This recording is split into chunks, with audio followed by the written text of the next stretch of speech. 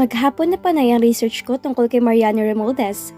He's a big fish now, at nahihirapan ako makalapit sa kanya, lalo na't napakahigpit ang security sa paligid nito. He's a well-known politician na may mabuting puso at pangalan, pero hindi lilipas ang 24 hours na hindi ko dudungisan. Dahil heto, ginagawa kong isang vlog kung saan ginagamit ko ang dark web para ilabas ang katotohanan na pagkakasangkot niya sa pagpatay sa akin. Confessed by his dear friend, Santiago Alegre. Napangiti ako habang pinagmamasdan ko kung gaano katayog ang narating nito. Congressman na siya ngayon at representative na ng mga mahihirap na mayayaman sa Samar. Isang malinaw at detailed article ang ginawa ko with a video ang pag-amin ni Santiago. Sigurado ako na bukas sa bukas isasabog to at pagkakaguluhan ng media, lalo na't kilala to at masyado mabango ang pangalan sa publiko. Exactly 12 midnight ay pinost ko ang revelasyon na ginawa ko. Mas mahigpit ang security measures at features na ginawa ko dahil sigurado ako mag-iimbestiga ng husto sa Congressman Romualdez. Hindi siya basta lang papayag na hilahin ako pababa at sirain ang pangalan na pinapangalagaan niya. Kaya kahit pumatay ito, ay gagawin niya. Mapanatili lamang ang magandang imahe sa publiko. Hindi ako papayag na magkaroon siya ng katiting na ideya kung sino ako na nasa likod ng lahat ng to. Dahil oras na lumutang ang pangalan ko, ay magiging mas limited lang ang galaw ko. Dan, nakangiti na bulong ko na makita kung paano naging successful ang unknown article na pinost ko. Alam ko na hindi ko kailangan magbilang ng oras dahil minuto lang ay magkakaroon ng notification alert ang mass media at vlogger na pinadalhan ko rin ng link gamit ng iba't ibang unknown devices at system na ginamit ko.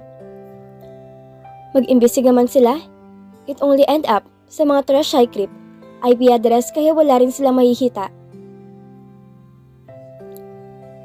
Kinabukasan, maaga pa lang ay gumising na ako. Lunes ngayon, at papasok ako sa opisina pero hindi yun talaga ang dahilan ko. Dahil gusto ko na oras na magising ako, ay kalat na ang balita tungkol sa kongresista na target ko. Trending si Congressman Romualdez sa lahat ng online news report, maging sa mga social media at iba't ibang apps. Binuksan ko ang telebisyon at siya rin ang laman ng bawat bigating channel na nangunguna sa bansa. Maaga rin na nasa labas ng bahay nito sa New Manila ang media para makuha ang panig, pero wala umano doon ng kongresista. Binuksan ko ang site kung saan ako pinost at galing ang link na pinasa ko sa media. Gaya ng inaasahan ko, may mga unknown login alert ako natanggap, katunayan na maraming subumok na magkaroon ng access sa account ko. Pero malas nila, dahil hindi ako ganyan kabobo para hayaan silang madetect kung saan to galing at sino ako. Isang flash report ang nakita ko at narinig ko mula sa TV station na nakaview sa telebisyon na maliit sa sala ko.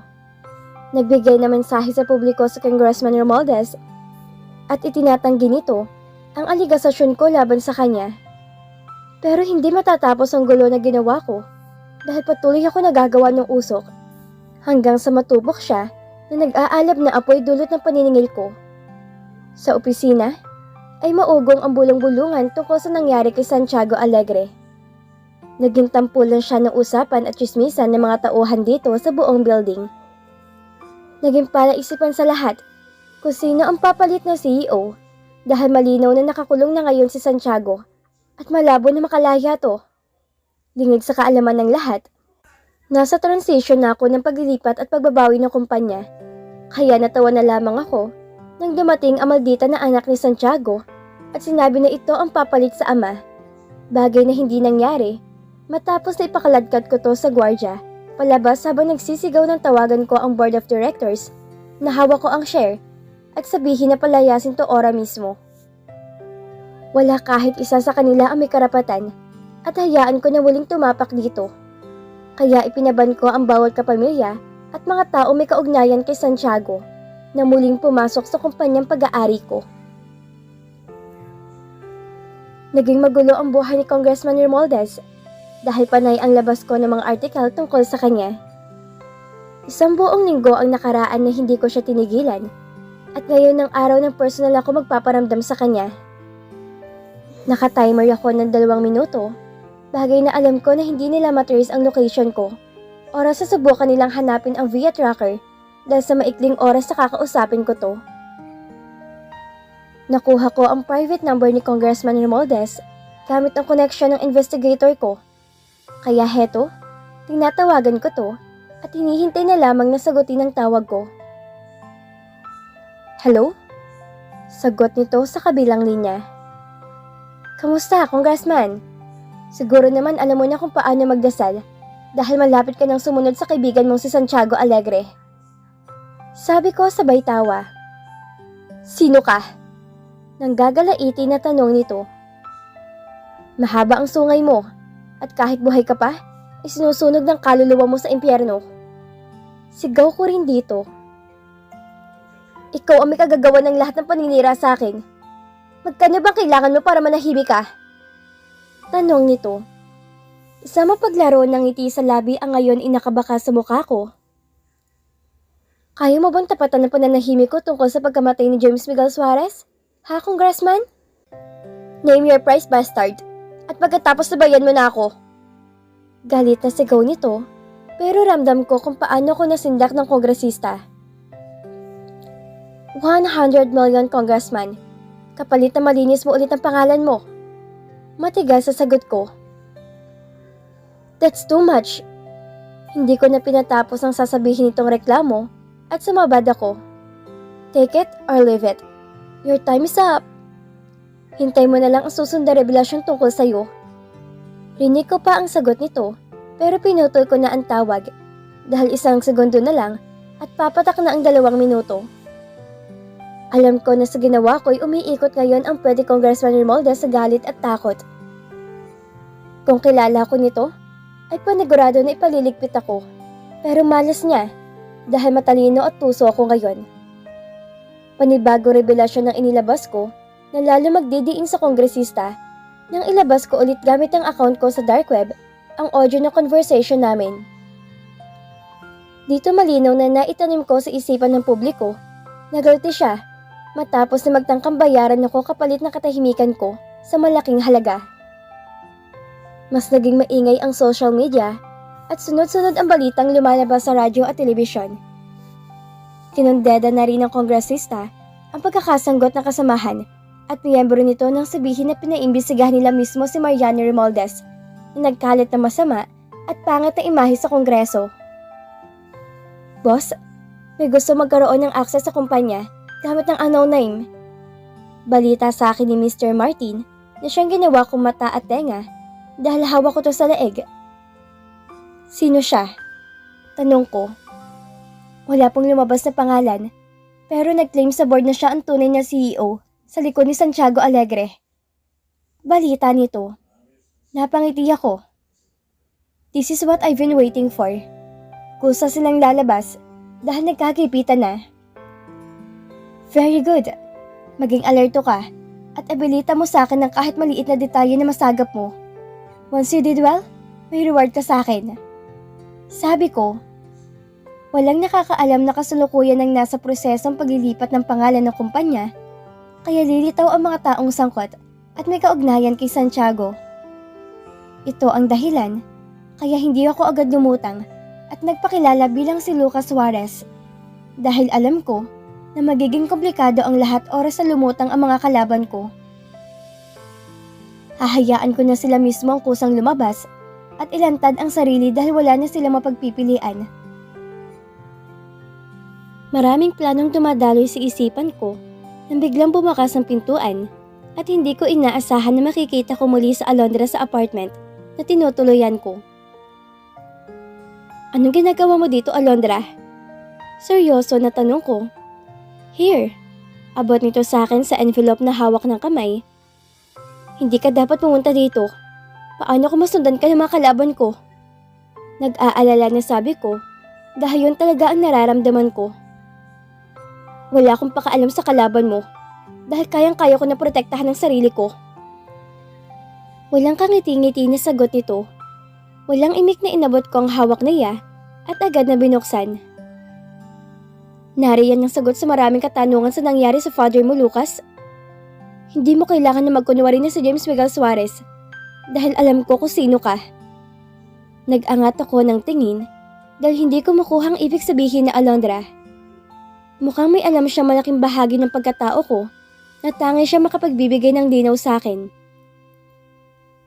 Mga listahan yan ng business partner na father mo, kasamang aking ama. But as you can see, kung babasahin mo na mabuti, walang kahit alin sa yaman at ari-arian ng pamilya mo ang napunta sa mga kamay o pangalan ng daddy ko. Kay Santiago Alegre nakapangalan ng lahat dahil siyang ginawang scapegoat ng mga kasamahan niyang Judas. Pare-pareho silang tuso at ayaw masangkot sa iskandalo, kaya siya lang ang naging front ng mga kasabot niya. Pero ang totoo, si Mariano Romualdez ang higit nakikinabang at si Carlos Hidalgo ang pinakautak ng lahat. Pero hindi lumutang ang pangalan dahil may triad na pinagtatakpan. Seryoso o mukha, napaulit-ulit na binasa ko to at tiningnan ang mga katawan na nagsasabi na magkakilala nga sila at may malalim na ugnayan. Hidalgo? Sambit ko dahil pamilyar sa akin ang apelyido nito. Baka naalala mo siya dahil nabanggit ko na sa iyo ang taong to dati pa nang hindi pa bumabalik ang alaala mo. Sabi ni Alondra. I do remember him. Hidalgo, siyang ama ni Rafang lalaking dumukot sa atin. Usal ko, pero alam ko na narinig to ng babaeng kaharap ko dahil nakita ko kung paano umawang ang labi nito, kasabay ng panlalaki ng mga mata na tila hindi makapaniwala na nakatingin sa mukha ko. Naaalala mo na? Hindi makapaniwala na tanong ni Alondra sa akin.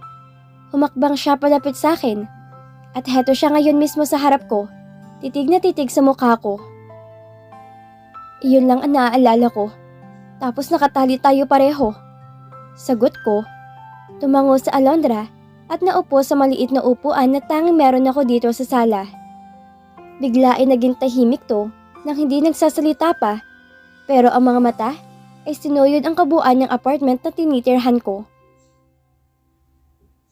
Sana pagkatapos nito ay mawala ng pagdududa mo sa daddy ko, Lucas. I know it's difficult for you to believe me, maging sa mga sinasabi ko. But I know my dad rules in life. Hindi niya gagawin yan lalo ng patayin ng daddy mo para lang makuha maliit na bahagi ng negosyo at ari-arian ng pamilya mo na pinaghatian ng tunay ng mga mastermind sa pagpatay kay Mr. Suarez. May point sa Alondra, pero hindi ganun kadali na tanggapin ng isip ko ang lahat. Lalo na, at si Iverson Flores ang alam ko na siya may kapakana, simulat sa nangyari sa akin. How did you know about all this, Alondra? Nagdududa na tanong ko.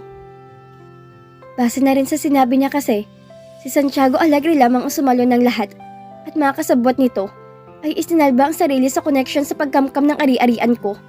At tanging iisang tao lamang ang nagdidiin dahil sa kanya nakapangalan ngayon ang mga to. Ay malaki rin ang posibilidad na ganun din ang ginawang pagliligtas ng ama ni Alondra sa sarili. Gaya ng sabi ko, mag-iimbestiga din ako at patutunayan ko na walang involvement sa kaso na to ang daddy ko. Ayon sa records na nakuha ko, ay fake account ang sinasabi nilang nakapangalan sa aking ama na link account na kung saan pumasok ang pera na inakalang nakaw ng father mo na ninakaw ni dad. Sabi ni Alondra. Yan bang sinabi ng daddy mo, Alondra? Seryoso na tanong ko. Kita ko kung paano nagsalubong ang kilay ni Alondra matapos marinig ang sinabi ko. Hindi kita pipilitin na paniwalaan ako. But one thing I can assure you, walang alam ang daddy ko tungkol dito. At lalong wala siyang kaalam-alam na siya palang pinaghihinalaan mo. I'm trying to find out everything alone. At walang involvement sa investigation ko na kahit na sino, maging ang sarili kong ama. Dahil isa lang ang gusto kong mangyari. Gusto kong lumabas sa katotohanan na walang kahit na sino magtatangka na pagtakpan ng bawat ebidensya na makukuha ko.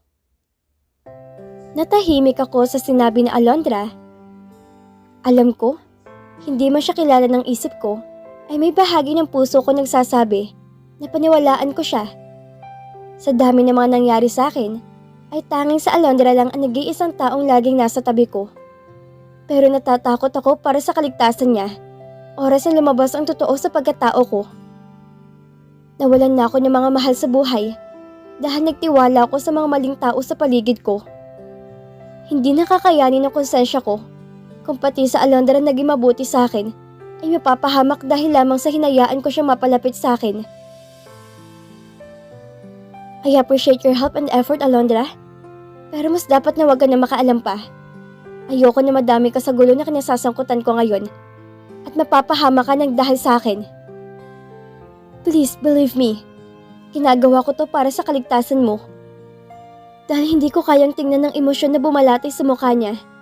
Kaya ibinaling ko na lang sa ibang banda ang paningin ko. Ayoko niya masaktan siya at hindi ko rin kayang tingnan ng disappointment sa mga matang nakatingin ng diretso sa akin. Alright, desisyon mo yan, Lucas. Hindi na ako aasa na maaalala mo ko at babalik tayo sa dati dahil alam ko na imposible. I'm only here for my dad. Walang emosyon na sagot ni Alondra. Besides, wala rin tayong pinagsamahan, kaya imposible na may maganda kang maalala tungkol sa akin. I'm done here, at makakaasa ka na ito ng huling pagkakataon na pupunta ako dito. Hayaan mo, hindi ako sagabal sa plano mo. Basta wag mo lang kakantiin ng daddy ko. Dahil bago ka makarating sa kanya, dadaan ka muna sa ibabaw ng bangkay ko. Seryoso at matigas sa sabi pa ni Alondra. Ramdam ko ang bawat salitang binitawan niya. Naging magulong isipan ko matapos tumalikod nito at mabilis sa tinungo ang pintuan saka nawala sa paningin ko. Mabigat ng hakbang na nakaupo ako sa upuan na inuupuan niya kanina lamang. Pakaramdam ko'y nangihina ako. Gusto ko siyang habulin pero nagtatalo yung isipan ko. Kapag ginawa ko kasi yon, ay lalo ko lamang siyang inilagay sa kapahamakan. Siguro hindi niya pa maintindihan sa ngayon kung bakit ko to ginagawa. Pero paano ko sasabihin sa kanyang totoo kung ako mismo ay naguguluhan sa sarili ko? Malakas sa buga ng hangin ang pinakawalan ko bago muling binalikan ang laman ng folder na dala ni Alondra. Binasa ko lahat at mas napatunayan ko na tama ang pasya ko na wag mo nang lumabas at magpakilala sa publiko at mga kalaban ko, dahil bukod sa maimpluwensya at mga bigatin ang mga taong binangga ko, ay mga mapanganib din sila. Si Carlos Hidalgo ang pinakautak ng lahat. Nagtatago dahil sa dami ng mga kaso na nakasampalaban gito, hinahabol ng batas, pero walang pangil pagdating sa kanya, dahil kontrolado nito ang kaso sa tulong ni Congressman Mariano Romualdez. Siya din ang pinuno ng triad at sindikato na kalaban ng mafia ng pamilya ni Alondra. Hindi magiging madali ang lahat, kaya kinakailangan ko taga ng konkreto na plano para mapabagsak sila pareho. Dahil kung hindi, ay sigurado akong hindi magtatagal ay matetrace nila ako sa lugar na to. Akmang ibabalik ko ang lahat ng laman ng envelope nang may nakita akong dalawang naiwan na papel sa loob. Agad na kinuha ko to at nakita ko ang record kung paano napunta ang katawan na gamit ko sa ampunan. Imposible. Hindi ako makapaniwala sa nakita matapos mabasa ko ang buong detalye. Posible ba na si Elise ang ina ng batang nagbigay kay Aling Helena na staff sa ampunan? Walang nakalagay kung saan siya nakuha na lugar. Pero isang malaking bahagi ng impormasyon ang sumunod na nabasa ko na nag-uugnay sa pagkatao ko. Sa palengke ibinigay kay Aling Helena ang bata at hinahabol to ng ilang kalalakihan. Match ito sa description ng mga tauhan ni Master kung paano nila nakuha si Elise sa isang palengke kung saan to sumuot matapos at tumakas galing sa ospital kung saan nakakonfine si Lucas at ang ina nito. Ibig sabihin ba nito? Ang katawan na pinasukan ko ay ang nawawala kong anak na si Lucas nga? Mas lalong pinagtibay ng hinala ko na makitang larawan ng lampi na nakabalot umano sa katawan ng sanggol na napunta kay Aling Helena at dinala sa ampunan. JM, may heart sa gitna, tapos MR ang inisyal na nakaborda sa lampin, habang sa baba nito ay nakalagay ang bordado ng pangalang Lucas na ipinangalan namin sa bata. Kilala ko to, base sa kung paano to nakaborda, dahil pinakita to ni Elise sa akin. Kung ganun, ay totoo nga na anak ko may-ari ng katawan na to. Pero bakit ako napunta dito? At nasaan siya? Posible ba may nangyari din na hindi maganda sa kanya? Kaya nagawa kong pumasok sa katawan niya? Dahil related kaming dalawa? Mas nanghihina ako sa nalaman ko. Anong susunod na gagawin ko pagkatapos nito? Masyadong naging mahirap ang buhay ni Lucas dahil sa nangyari. Siya ang higit na nagdusa sa kagagawa ng mga makasarili at mga hayop na sakim na kumangkam ng ari-arian ko. Kailangan na makausap ko sa Alondra at alamin ko anong alam niya bago ako nagising na nasa katawan ni Lucas. Posible kaya na dati na ako nasa katawan na niya noon pa? Pero lately lang nakaalala dahil na-trigger to nang dukutin kami ng mga tauhan ni Rafa. May mga alaala na pumapasok sa memorya ko. Pero ipinagwalang bahala ko. Dahil tingin ko, imahinasyon ko lamang to pero ngayon, isa tong patunay na bahagi to ng alaala ni Lucas na bumabalik sa isipan ko. Hindi kaya mulat sa Paul ay ako siya at siya ako na talaga? Ang hirap unawain dahil kahit matalino akong tao ay hindi to naabot ng pangunawa ko. Doktor sa Alondra, baka sakali na may paliwanag siya tungkol dito. Higit kanino man ay siya ang taong nakakaunawa sa akin dahil siya lamang ang taong lagi ay nasa tabi ko simula na muling magkaroon ako ng muwang sa mundo.